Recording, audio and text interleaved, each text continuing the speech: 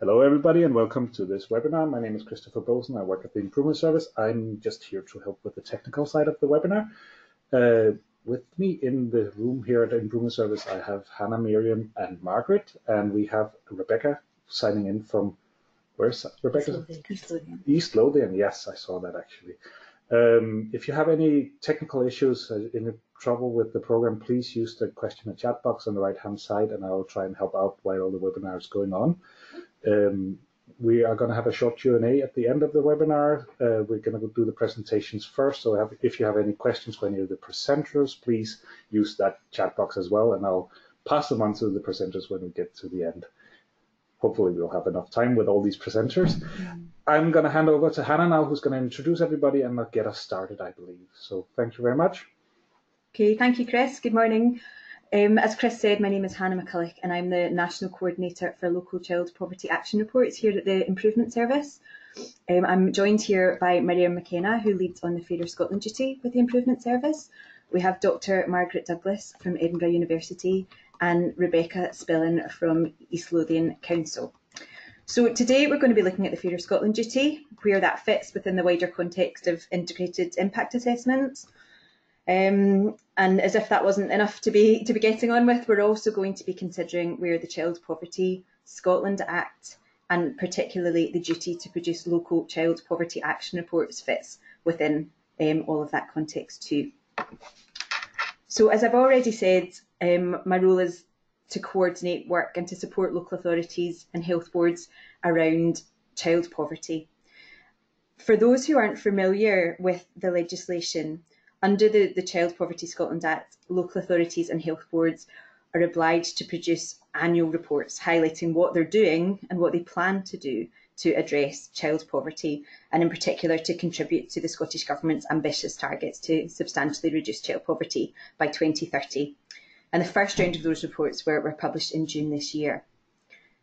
The legislation itself is fairly bare. It doesn't have a huge amount of detail, but guidance that's been published by the Scottish Government highlights that these annual local reports should focus on the key drivers of child poverty. So what is being done to increase income from employment, from social security, and to reduce the cost of living, and to focus on the causes of poverty rather than the consequences, although it's a fine balance. And local authorities are encouraged to use a wide range of policy levers. So it's not just about children's services and education, but about housing, transport, childcare, employability, economic development.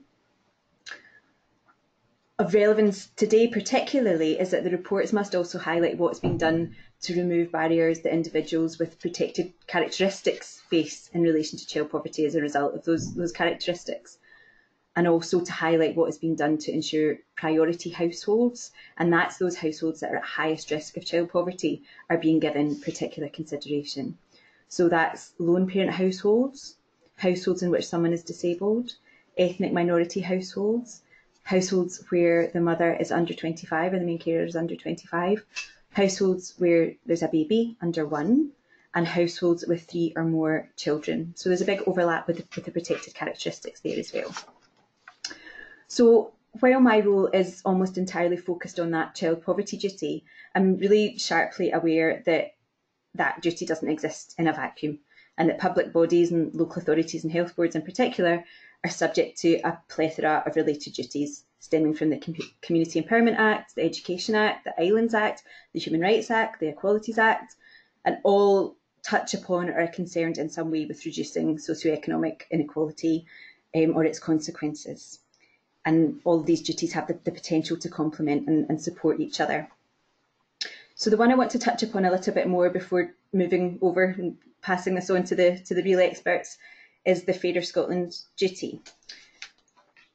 So this duty came into force in Scotland as a result of the Equality Act 2010, essentially.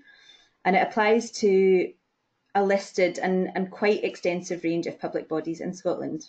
And it places a duty on those bodies to actively consider how they could reduce inequalities of outcome in any major strategic decision that they're making, and to publish a written assessment of how they've done this.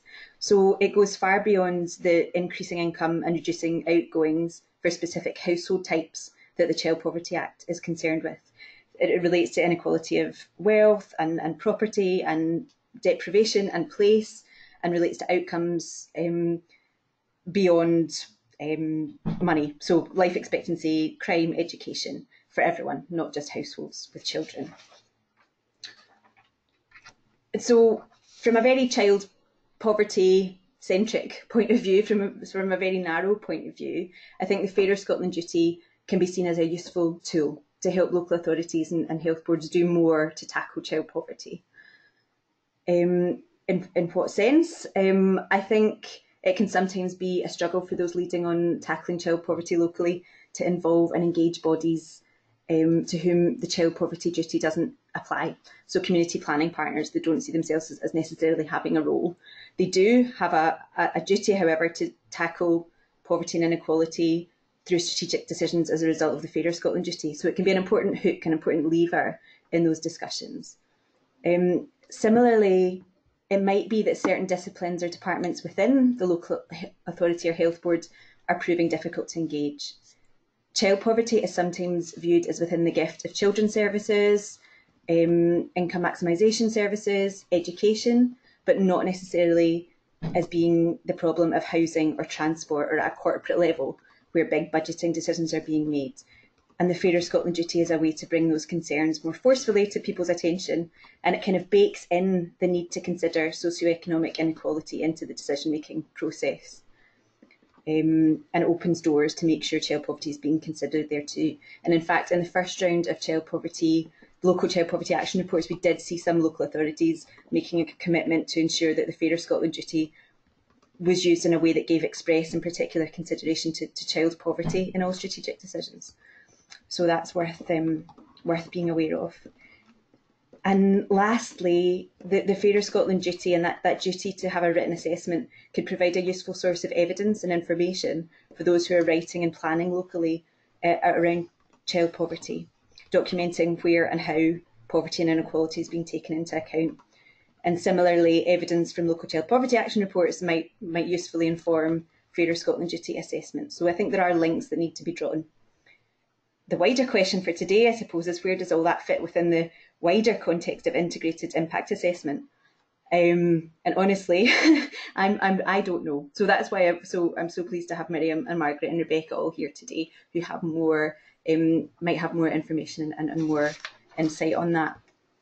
I would say, and this is a very obvious point, the local child poverty duty is not going to be subsumed into integrated impact assessment. The child poverty duty is a duty to report on what's happening and to make strategic plans. It's different from the Fairer Scotland Duty and other equalities duty. My hope for today is that, as well as learning a bit about the integrated impact assessment process, child poverty leads amongst us can learn a bit more about how to ensure poverty and inequality is embedded in that process rather than being drowned out or absorbed by it. So yeah, that's my hope for today. And on that note, I'll pass over to Miriam McKenna. Okay, thanks, Hannah. As Hannah said, we thought it would be useful to try and see how we can tie everything together, as Hannah's outlined. So in engaging with those who are delivering or implementing the Fairer Scotland Duty, integrated impact assessment is one tool that's commonly used. And that's partly because we have such a large range of duties to deliver that... Sorry, I wasn't sure, so I'll just pass over to you, Miriam. Okay. You should have a pop-up now. Now we can see your screen. Okay, hang on, sorry. There we go. It's always the technology. That's my fault. No worries. Okay, yes, so we recognise that public bodies have a range of duties to deliver, with the Fairer Scotland Duty being one of the newest, and it can be a challenge to show how you take them into account when you're making strategic decisions, developing new policies and strategies and delivering services. And there's a big sort of pressure on us to sort of incorporate these wide variety of duties into every single decision that we're making. And it is important to try and think about, well, how at the ground level, when we're looking at child poverty, can that help? How can Fairer Scotland Duty implementation help support that? But also, how do we do it in a very, very practical way? A number of local child poverty action reports have shown how the Fairer Scotland Duty has informed the development of the reports, and the approach has been taken locally to tackle child poverty. Consideration of the Fairer Scotland duty in child poverty is really important, given that poverty and inequality are rising. So it's essential that organisations are looking at these. And when we're considering the Fairer Scotland duty assessment, you can be thinking of child poverty at the same time, mainstreaming both into assessment of strategic decisions. So why integrated impact assessment? So it's one tool you might want to use to assess strategic decisions and policies, incorporating the Fairer Scotland duty assessment process and consideration of children and child poverty. For example, within the integrated impact assessment toolkit that's on the Fairer Scotland duty K-Hub, we've embedded within the groups vulnerable to poverty section the key population groups from the child poverty guidance.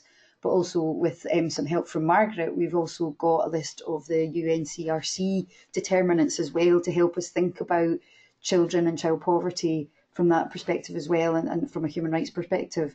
So depending on how you want to do your assessments, there's a lot of information there and determinants that you can use to help you envisage the potential impact of any of your decisions, policies and strategies. Integrated impact assessment is an approach which tries to bring all the duties that public bodies are subject to together, but in as a practical and as usable way as possible. But it's important to make sure that the process is meaningful for you and doesn't become a tick box exercise, because that's the main fear. And certainly the Equality and Human Rights Commission are worried that if we use integrated impact assessment for everything, then we might take away the focus from the 3 parts of the public sector equality duty. So it's important to be thinking about how do we practically use something like integrated impact assessment and not dilute that approach, or not dilute the impact of the duties that we're subject to.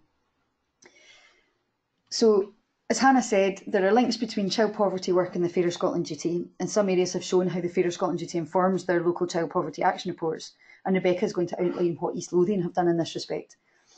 And there's a need to consider child poverty as one of the many impacts of socio-economic disadvantage, mainstreaming it into our considerations. So to learn about how to carry out effective IIA and some background around it, I'll now hand over to Dr. Margaret Douglas, who will share her extensive knowledge of impact assessment with us. You'll get a pop-up. Please come here. Okay, hopefully showing.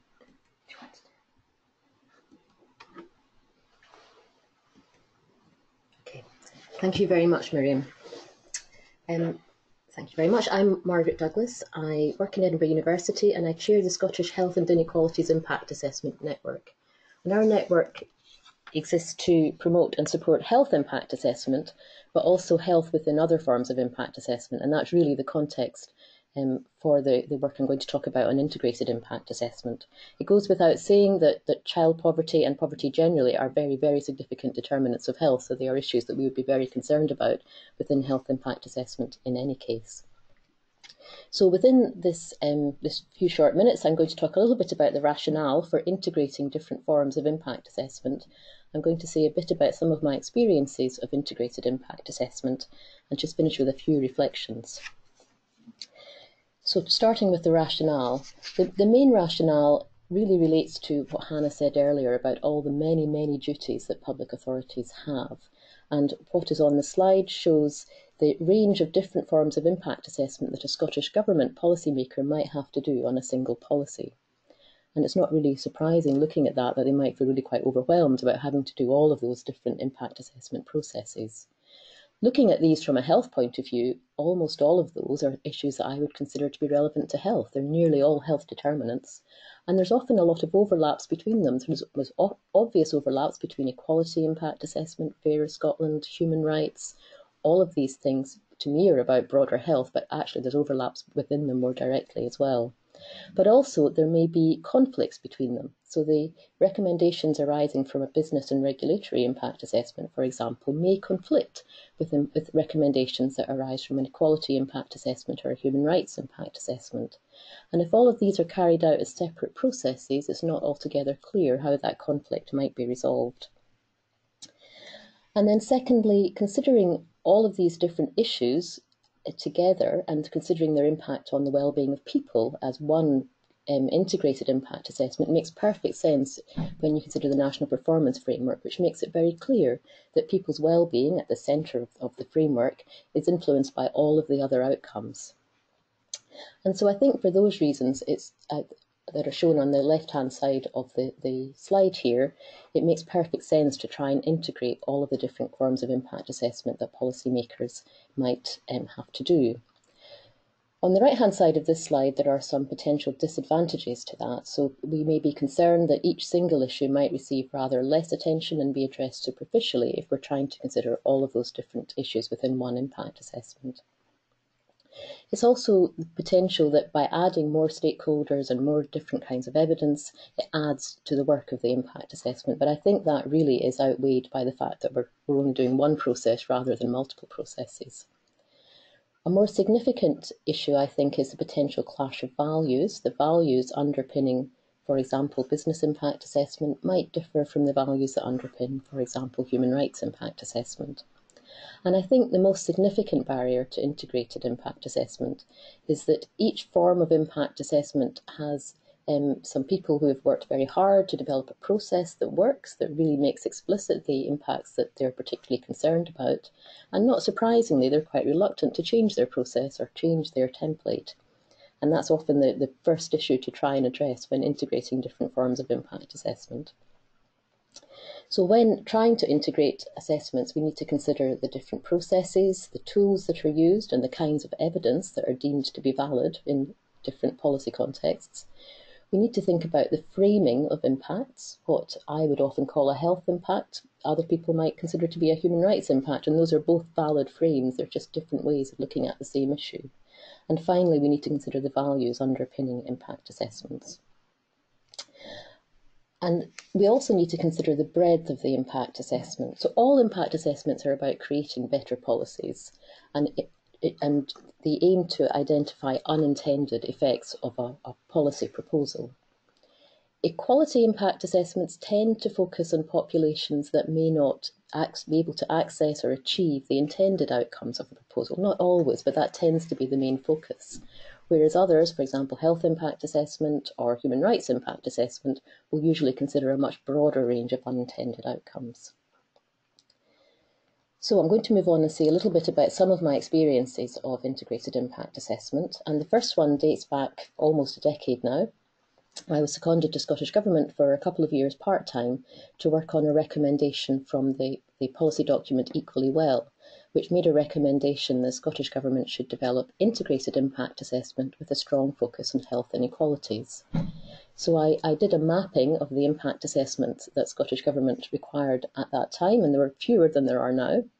But we took the decision then to focus on health, equality and human rights impacts. These are all impacts that relate to people, and there was a lot of overlap and similarity between them. And when we carried out this work, we didn't attempt to integrate business and regulatory impact assessment or strategic environmental impact assessment, because they had quite different processes, quite different values. We felt it would be too much in this particular exercise to try and include them within our pilot. So in order to develop the integrated impact assessment focusing on health, equality and human rights, we developed 3 checklists. The first one was about populations, so it covered the protected characteristics, but it also covered much broader populations. We were definitely interested in socio-economic disadvantage as well as the other equality groups, and so we had a broader list of populations to consider. We had a checklist of health determinants. This included things like the physical environment, the social environment, health-related behaviours, access to services, and also impacts on equality and differences between groups. And finally, we looked at human rights by using the articles in the European Convention on Human Rights. And we carried out 10 pilot projects. This was sponsored by health directorates within the Scottish Government, and so we didn't manage to break 3 from health directorates. They were all health policies that we looked at, 7 Scottish Government health policies and 3 health board policies. So this was the process that we used. The thing that we really brought into impact assessment in this project was the idea of using a scoping workshop to look at the 3 checklists and from that identify what were the most significant potential impacts that could arise from the policy proposal. So we did this using a facilitated workshop using our 3 checklists with a range of stakeholders. Having completed a report on that, we identified the key issues and then moved on to gather evidence that related to the impacts that we had identified. So we didn't necessarily gather evidence on all the protected characteristics, or definitely not on all the different health determinants that were in our checklists. We were very purposive in our use of evidence. And we then pulled together a final report that had recommendations for change to the policy, and sometimes wider recommendations. So we evaluated this pilot exercise, and we found that the participants and the policymakers gave us overwhelmingly positive feedback. And in particular, they found the stakeholder workshop very useful to get a mix of stakeholders together and identify at a fairly early stage in policy making what some of the potential good and bad impacts of the policy might be. Pretty much all of our pilots' health inequalities impact assessments raised new issues, some of which were broader than the policy being assessed. And all of our scoping reports made tentative recommendations for change, which were often unchanged after we had gathered further evidence to understand the impacts in a bit more detail. There were, however, some concerns about assessing human rights within this process. The first concern was that there's quite a lot of articles in the European Convention, and this produced quite a long checklist, which the people participating in the workshops found quite daunting. And we found that in almost every case, the issues that we identified when we framed it as a human rights impact were actually the same issues that we had identified earlier. So something which we thought might impact on health might be framed as potentially breaching the right to life, for example, but really they were the same underlying issues. And we found that when people were considering human rights, although we were trying very hard to encourage them to consider opportunities to promote rights as well as potential breaches of human rights, they focused very much on the negative, and it was very difficult to get them to think more broadly. And for that reason, they found it very threatening, framing these issues as human rights. So what we had at that time termed a health inequalities impact assessment was subsequently adopted within NHS Health Scotland. My secondment ended, but Health Scotland picked up health inequalities impact assessment and still leads it. They've subsequently reframed it to focus on impacts that relate to health inequality specifically, although actually the checklist is looking at pretty much the same issues that we were looking at in the pilot 10 years ago. And that's still available online at the link on the slide. So moving on to my second experience, this was integrated impact assessment in Lothian. So after my secondment ended in Scottish Government, I went back to work in NHS Lothian full-time. And at that time, we were using something that we called rapid impact assessment, which used a very similar process to the process that we had used within Scottish Government. And about the time that the integration authorities were being developed, one of my colleagues, Leslie Boyd, worked with our 4 local authorities in Lothian to develop an impact assessment process that would be relevant for our 4 councils and for the NHS, and that we could then use within our integration authorities as well. And we eventually called this integrated impact assessment. So this integrates consideration of equality. The Fairer Scotland duty didn't actually exist at the time we originally developed this, but it certainly does cover the Fairer Scotland duty. We consider health, human rights, and we consider our responsibilities as corporate parent. Within this process, partly based on our experience of the Scottish Government pilot, we didn't include a separate checklist for human rights, but we mapped the SNAP priorities against the issues that were included in our other checklists, and we found that human rights was really integral to the whole process, and we made that very explicit in the guidance that we produced. So the Lothian Integrated Impact Assessment Checklist asks the participants at the workshop to consider what will change as a result of this proposal, who will be affected.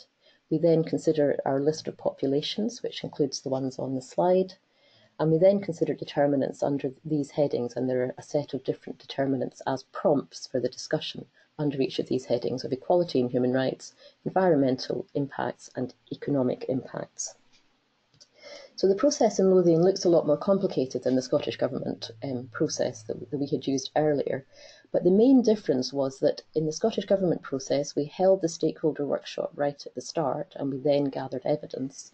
Whereas in Lothian, we decided to gather what existing evidence before getting the group of stakeholders together, because any NHS or council proposal that's being developed will already have quite a lot of evidence to support it, and we felt it was more useful to start with what we had and make sure that stakeholders involved in the workshop have a summary of that to inform the discussion. So we collate existing evidence, We then go through the checklist, as I've just described. Within the stakeholder workshop, we then summarise the impacts that have been identified, and at that point decide if we need further evidence. And in fact, in most cases, we don't. We already have enough to make recommendations.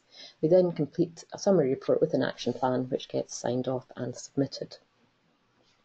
So in developing integrated impact assessment, we also produce quite a lot of support. We produce guidance and supporting information about all of the impacts that are on the checklist. We provide training for facilitators. We had a process where we quality assured some sample reports and an audit where we audit whether the recommendations have been implemented or not. But all of this really needs some lead people to champion and support all of this work, and we found it very difficult to sustain this when our equality officer posts, we lost quite a few of them with all of the various cutbacks, and that has made it really difficult to sustain this. I haven't worked in NHS Lothian for the last 2 years. I know that integrated impact assessment is still being used, and Rebecca is going to say a little bit more about that. This is just to show some examples of the kind of issues that we identified using integrated impact assessments. So some of them were directly about the proposal that we were assessing, the accessibility of services and issues relating to language, transport, poorly served populations, for example. Some of the issues were about potential impacts on staff, either negative impacts due to increased pressure from service change, but also opportunities from potentially increased control over work environments, for example. And some of them were indirect impacts relating to environmental impacts of changes in travel, for example, and opportunities for community involvement.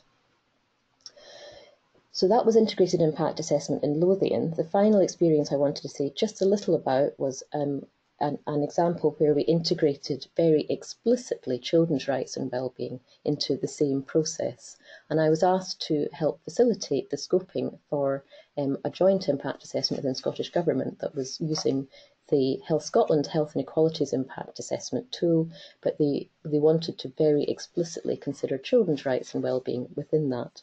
So we added an additional checklist in which we used the UN Convention on the Rights of the Child, and we placed all the articles into clusters, because again, it's a very large and daunting list otherwise. And we also used a separate checklist for the Shinari indicators. So this is just to show how we clustered the UNCRC articles for the purpose of that workshop. So we carried out quite a long stakeholder workshop to review this particular policy within Scottish Government, and we very explicitly considered each cluster of articles and the Shinari indicators. What is Shinari? Because I'm sitting here as a bystander. Oh gosh, Shinari. I'm going to get it. Who Safe, healthy, achieving, nurtured, active, respected, responsible and included. Thank you, Miriam. I always forget one of them. I'm really impressed. At least one of them I always forget. It's from getting it right for every child. Thank you. So by using this, we did identify several positive impacts that related to the intent of the policy, which was about marketing or restricting marketing of unhealthy foods. And we also identified that it could potentially reduce stigma if expensive, highly marketed foods were not marketed so strongly, and people who couldn't afford them would have less stigma because they were unable to afford things that were very highly marketed. But it is worth saying that we had actually identified the same issues earlier on in the process when we were looking at the checklist of populations and health determinants. So considering the children's rights impacts, it did identify those issues and it reframed them, but they weren't actually issues that we hadn't already identified earlier on in that impact assessment process or in that stakeholder workshop. The one thing that it did that I think was particularly useful was that it very strongly reinforced the importance of including children and young people in consultation on the policy, which again had already been recognised, but it very strongly reinforced it because we were so explicitly considering the children's rights impacts as part of this. So just to finish with a few reflections. So some challenges of really perhaps all kinds of impact assessment, but certainly integrated impact assessment, is prioritising the right plans and policies. Public organisations have many, many plans, and it's important to make sure that the ones that are subjected to the most scrutiny are the ones that are likely to have the broadest range of impacts, and that can sometimes be a challenge. It's important to involve a range of stakeholders in the processes that I've identified, and there have been occasions where I've run impact assessments where we've had more than one group and then triangulated the results from the different groups for various reasons, sometimes because of conflict between different groups of stakeholders, sometimes because there's just too many people you want to involve. So you might have to use imaginative ways to get a range of different people's views at that scoping stage. Impact assessment, I think, is really good at identifying impacts, but it can't solve all problems, and sometimes people hope that they'll carry out an impact assessment and it will resolve some conflict over a proposal, and I think it will make the conflict explicit, but it's not going to resolve it by itself. And most importantly, I think impact assessment must be part of the wider process of planning and policy making, not a separate thing that is tacked on at the end when it's much more difficult to change any decisions.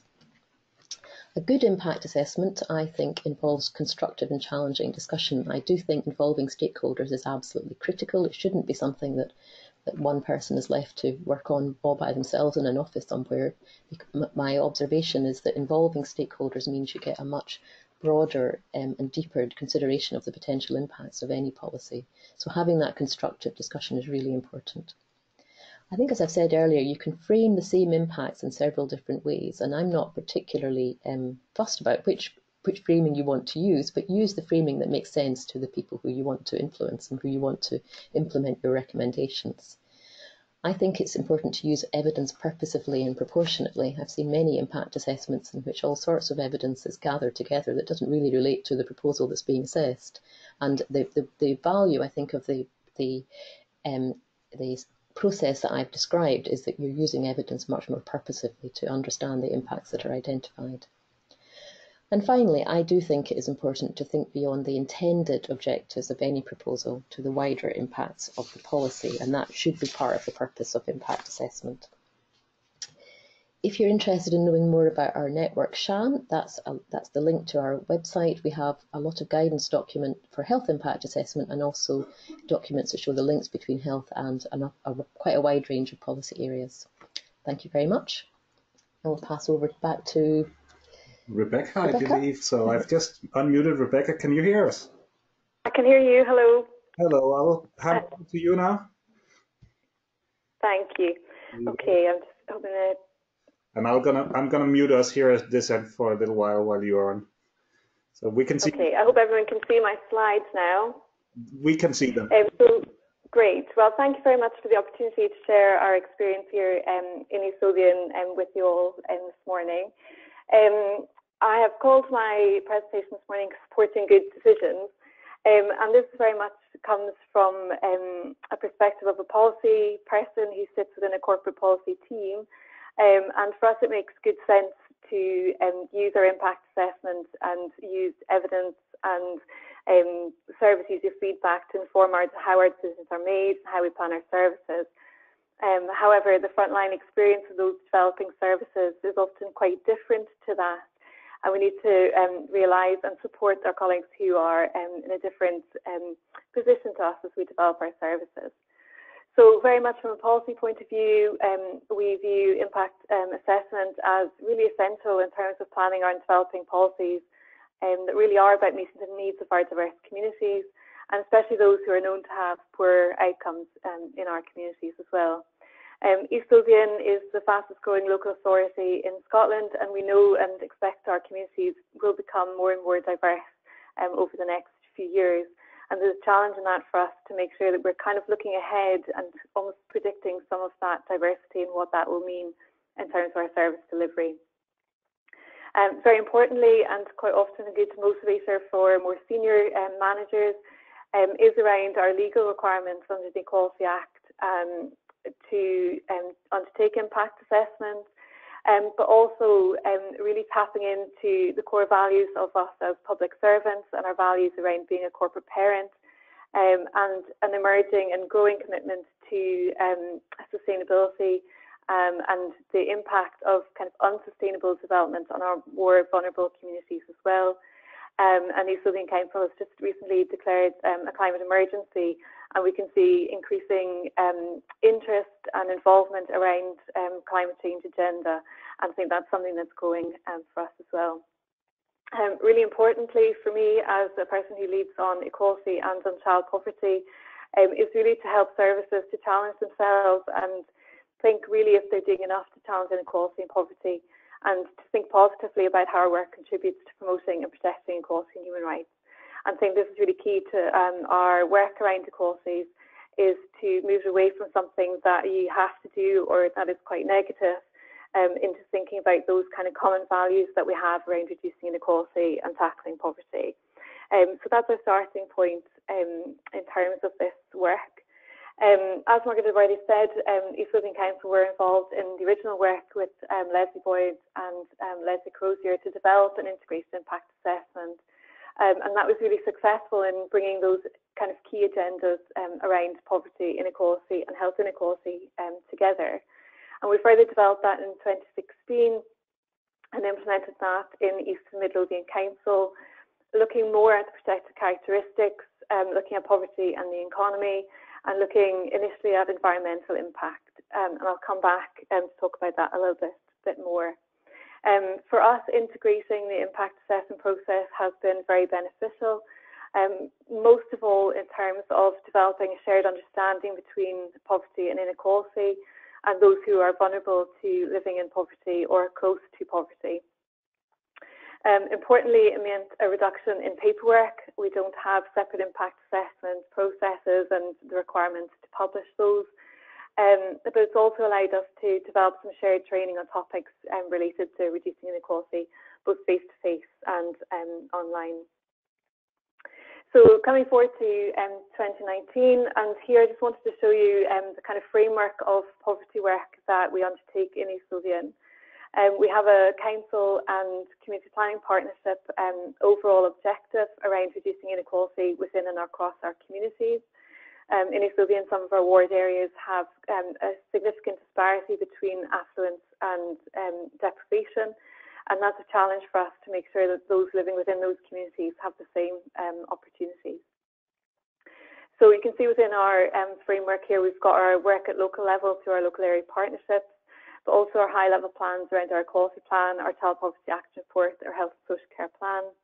We've got a lot of mainstream activity, and this is partly where the role of impact assessment comes in, alongside learning and development around poverty and inequality. And then various work streams that contribute directly to tackling poverty, and some kind of lower level work more directly in communities and working with our third sector partners as well.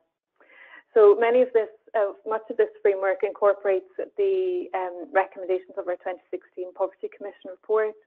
And in that report, there was also a significant focus on poverty as a human rights issue. And I'll come on to say a bit more about how we've tried to understand more about how we can understand poverty as a human rights issue and take that forward through our work.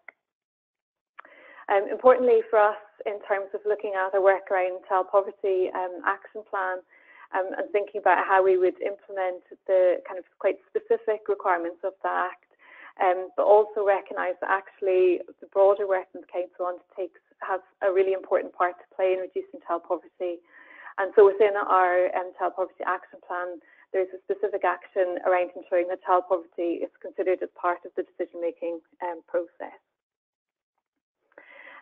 Following on from our that commitment that's made within the Child Poverty Action Plan, East Lothian Council are also very involved in work around the UNCRC, the United Nations Convention on the Rights of the Child. The Council and partners in the Tranent area, which is one of our areas where we've got both affluence and deprivation, have been working with the Children's Parliament and together Children's Alliance for Rights on a project that focuses around how children would imagine and create a vision for what a children's rights town might look like in Tranent. And I'm showing you here some pictures from a recent event that they had called Unfair to Tranent, a children's human rights town, where children developed their vision for what Tranent could look like. And here you can see that children put messages about poverty and access to food at the heart of what they wanted to do. And very clearly they felt that Tranent should be a place where nobody goes hungry. And that was very direct and something that the children could see on their strengthening their communities so people didn't always have access to food and healthy food that they wanted. So in terms then of how we would, I suppose, take forward impact assessment within a new kind of vision that focuses more on human rights and around child poverty and poverty more broadly. We wanted an assessment that had a clearer focus on incorporating human rights across the assessment. We wanted in particular to identify those who are further from those rights, so our protected characteristics populations, are looked after and accommodation to young people, and recognising that for many of those young people, their outcomes are much poorer than those who are not in that same circumstance. Those who are vulnerable to falling into poverty, as well as those who are living in our most deprived communities, the bottom 20% SAMD communities. We wanted to think about what it meant and what the experience of life would be in terms of access to services, depending on whether you were living in rural, urban or coastal communities, and also those with different communications needs. And in doing that, we wanted to pick up on our duties in terms of the British Sign Language legislation, the Gaelic Language Plan, and that increasing diversity within our communities as well. We wanted to focus in more detail about what the evidence was telling you about the experiences of individuals. We wanted to put more responsibility on managers to look at the cumulative impact of decisions right across different services and potentially into our partnership arrangements as well. And we wanted a clearer link with our UN sustainability goals, the data protection requirements and our economic development goals as well. In terms of that last point, some of those, particularly GDPR, comes in the form of a checklist asking, if the piece of work that you're examining has implications for sharing personal information, then we would signpost you to seek further advice on that rather than having a lot of detail within the impact assessment itself. So what I wanted to focus on today was how we've incorporated poverty into the impact assessment process. And there's 6 kind of key areas for that. Firstly, and most importantly, it's about understanding poverty as a human rights issue. So going beyond how much money is in your pocket into thinking about what that means in terms of your sense of purpose, your sense of person, your ability to make decisions about the services that you can use, the transport that you can use, and sometimes what is the kind of cost of making one choice over another. And very clearly through the Poverty Commission's work, they developed this understanding of poverty as a human rights issue and the impact of that, and really wanting to empower those who are affected by policy decisions to have the chance to comment on what's been proposed, an opportunity to be involved in the co-production of plans and strategies and initiatives going forward. So that kind of sets the kind of tone for our impact assessment work, and also feeds into our other work in our local area partnerships around participatory budgeting and our kind of engagement and involvement work that the Council's undertaking as well. Secondly, it's about incorporating the panel principles. And here I would agree with what Margaret said about if we look at the specific articles of the UNCRC and some of the other Human Rights Act and the European Convention on Human Rights, people become quite intimidated and quite daunted by the scale and the descriptions and interpretation of what those specific and individual rights mean. Whereas in the approach that we've taken, we're looking more at these principles around have people had the opportunity to take part? Is there somebody who's accountable for making the decision that can communicate back to the rights bearers? Really focusing on non-discrimination, and that helps us to implement our duties under our equality legislation, looking at empowerment, and also looking at the legality of our decisions as well. And we find that most of these are at the core of what we're doing anyway, but it allows us to ask questions in a way that removes the need to understand the great detail that's presented through some of the human rights legislation, but actually focusing on these principles allows a way in to understand those rights. The third element that we have here is around using evidence of need. And here we're asking people to focus on what the research actually tells them about the actual or likely impact of policy on vulnerable groups or those experiencing socio-economic disadvantage. Previously in our impact assessment, we asked people what evidence they had used, and we found that we simply got a list of legislation or a list of reports that were done in different places. And while that was useful information to have, we wanted to push people a little bit further to say, well, have you really read that evidence, and do you understand what that evidence means in an Estonian context and to those who are actually accessing the services? And that was requiring people to say, you know, what exactly is the level of service uptake from those with protected characteristics or vulnerable groups, and what is that telling you? But also encouraging them to look for that lived experience feedback to come through, particularly from those who are less likely to have engaged. The fourth point here, we have tried to be quite specific about who is experiencing poverty in Estonian. And we have asked in that context for those developing policies to demonstrate how the policy or service is meeting the different needs of groups in that community. So if they have identified appropriately who needs the service and who is has barriers to accessing it, this question follows through with asking them to demonstrate how we're meeting the needs of different groups in our community. And you can see here that we have three different lists. So the first one is our protected characteristics that are enshrined in legislation. And secondly, we've got those who are vulnerable to falling into poverty. You can see the reason that we have described them as those who are vulnerable to falling into poverty comes from the work that we've done around poverty in Estonian.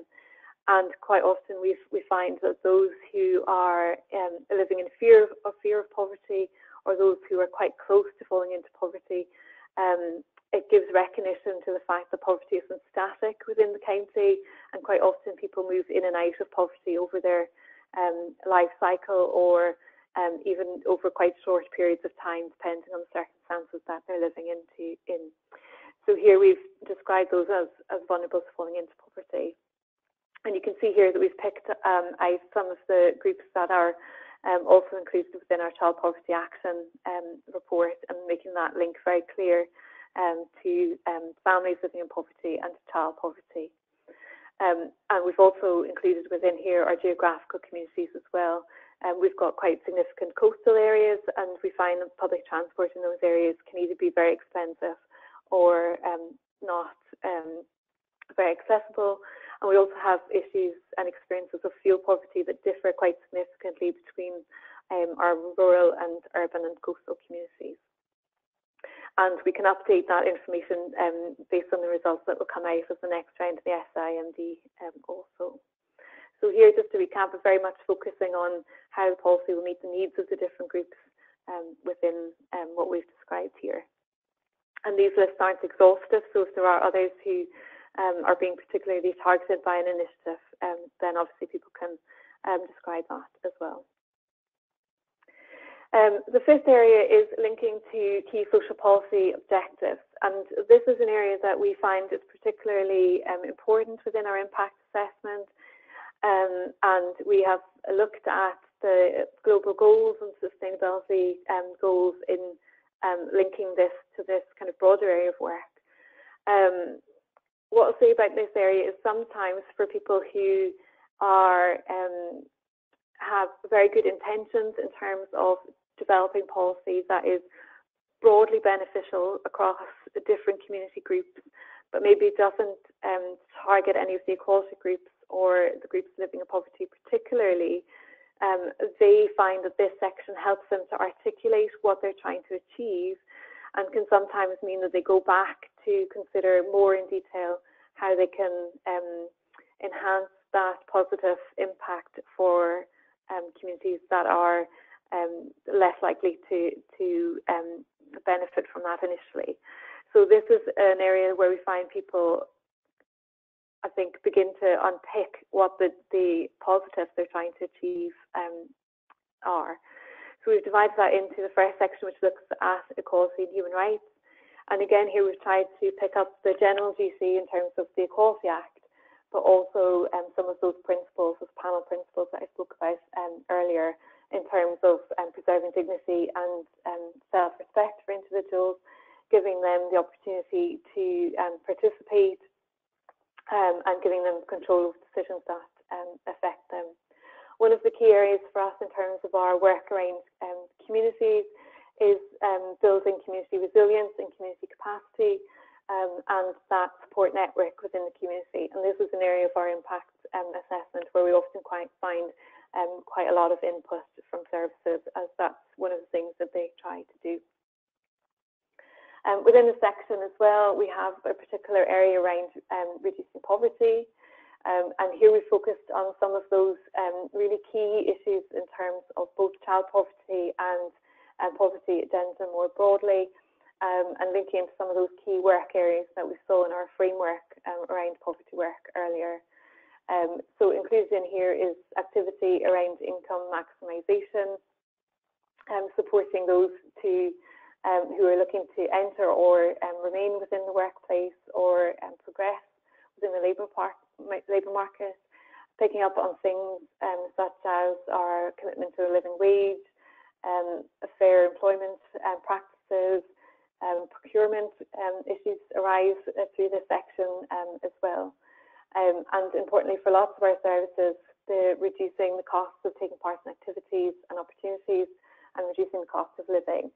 And here we're asking quite specific questions to get people to really think about those issues in relation to the service that they're developing or trying to take forward. And finally, this section around protecting the environment.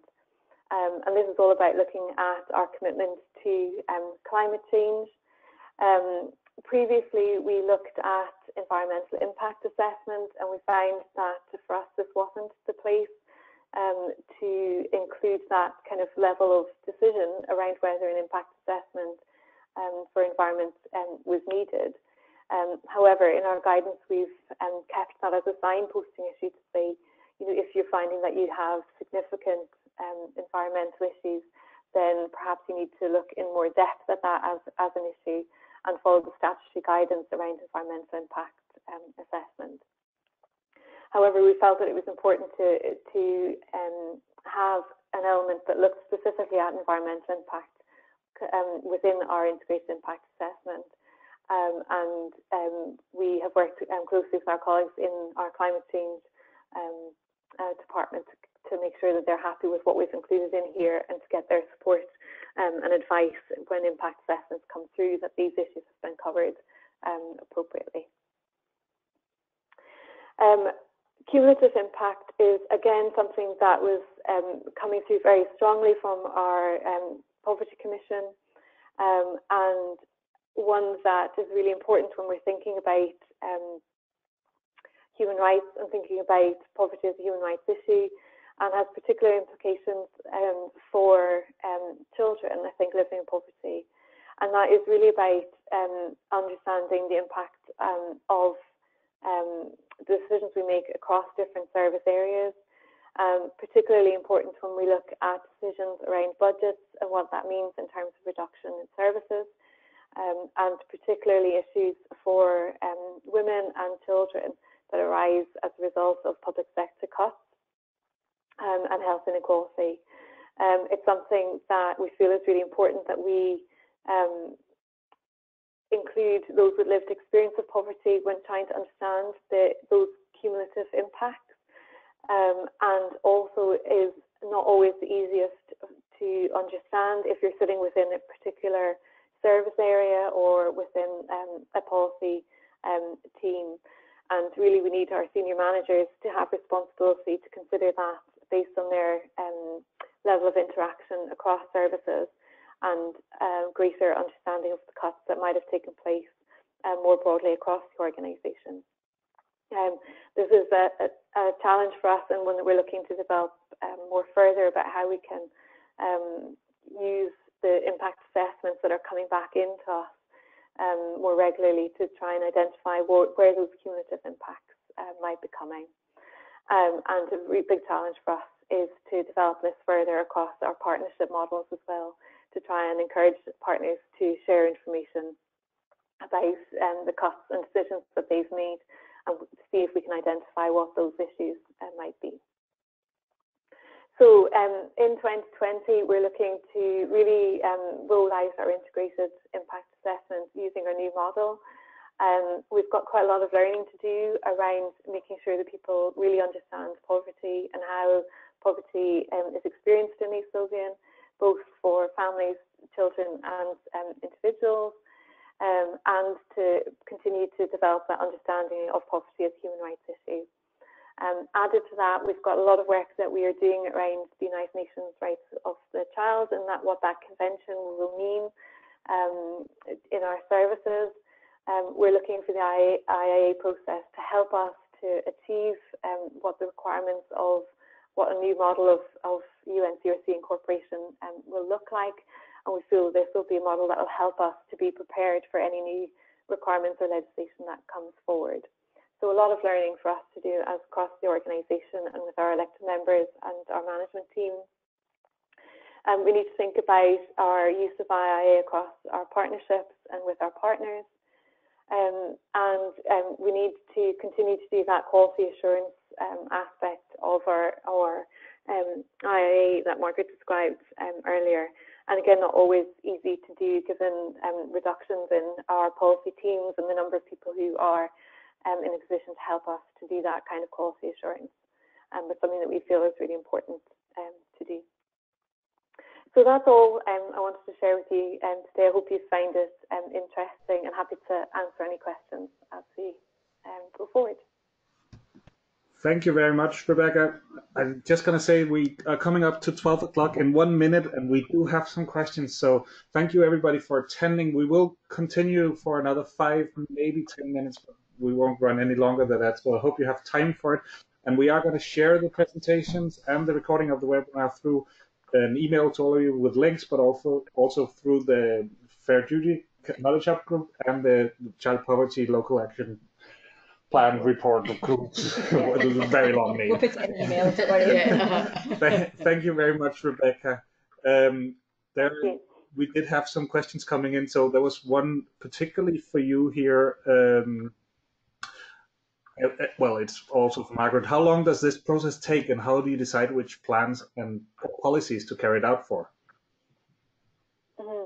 Yeah, one of the things we always struggle with is getting people to do impact assessment at the start of their policy development process. It's an ongoing challenge and one which we quite often don't get right. We have guidance about getting, similar to how Margaret described, getting a group together to consider different aspects of the impact assessment, getting all that feedback together. So it's difficult to quantify it. I think sometimes it depends on the scale of the policy or project that you're impact assessing. So it could be done within quite a short period of time for something that's quite small, but ideally you're looking at quite an investment of time to actually do it properly. So there's no definitive answer as to how long it would take. I think it's proportionate to the scale of the policy that you're looking at.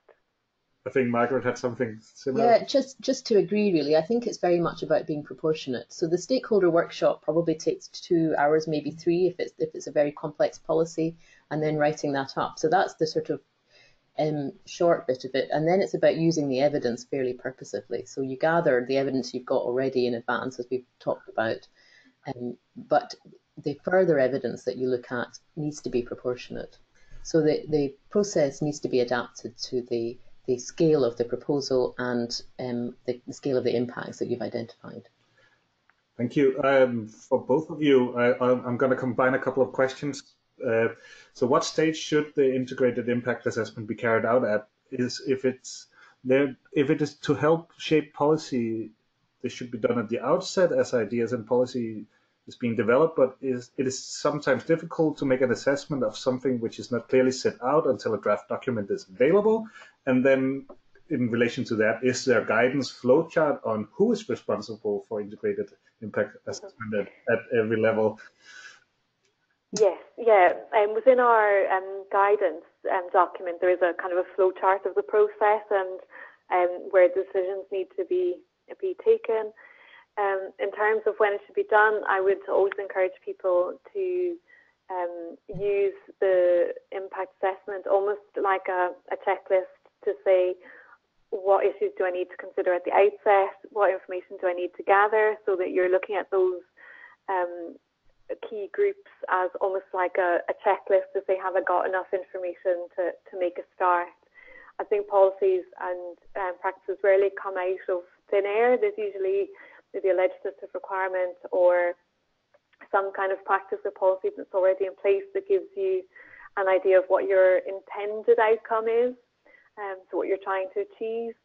And I think the impact assessment is a useful way to kind of take that intention and apply it to different community groups and individuals to say, does it work for them?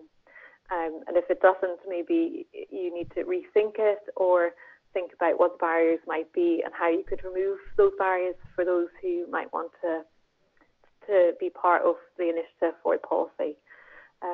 So very much using it to help you plan your decision.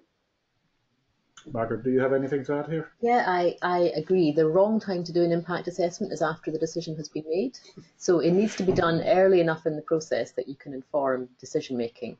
And you need to have an idea of what the proposal is going to say, what your policy or plan is going to be. But as Rebecca says, you very rarely start on a planning process without having a pretty good idea of what it's likely to say.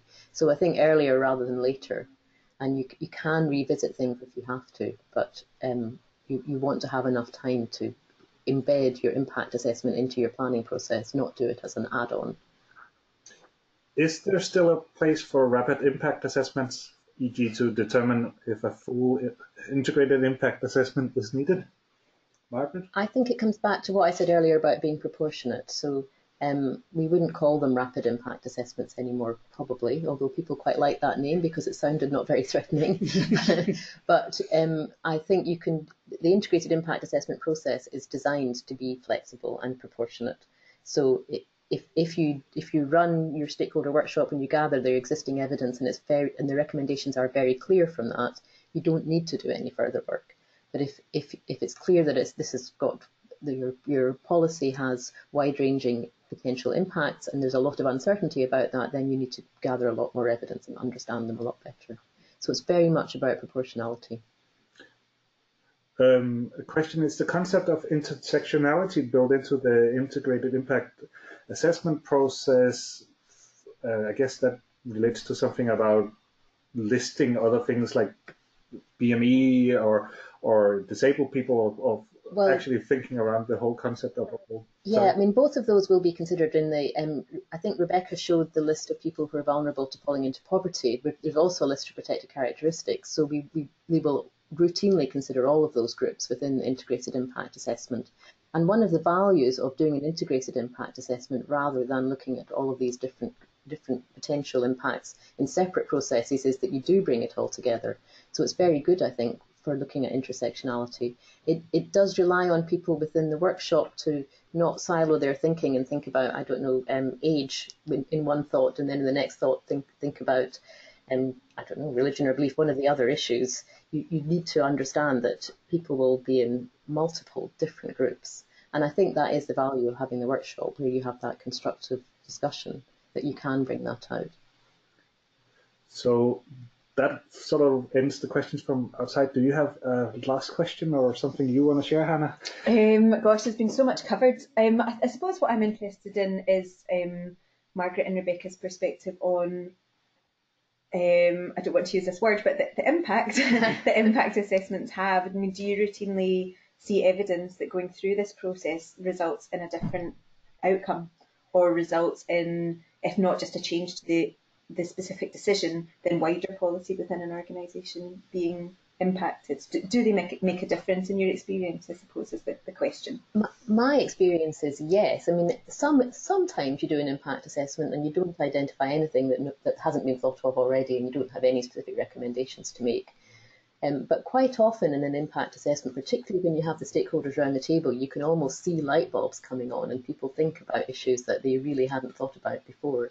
And it definitely does feed into decision making. You do have to make sure you have the right stakeholders to facilitate that and have it as part of a process where that can happen. But yes, I think it would be unrealistic to expect every impact assessment to change the policy. That would suggest that all of our policy making was really poor. But I would hope that being part of impact assessment processes means that the people involved will routinely think about these impacts much earlier on. So in fact, you would hope that in a way you would have to make fewer recommendations as time went on. But we definitely have seen cases where there have been quite significant changes to proposals that have arisen because of an impact assessment. Rebecca, do you want to add?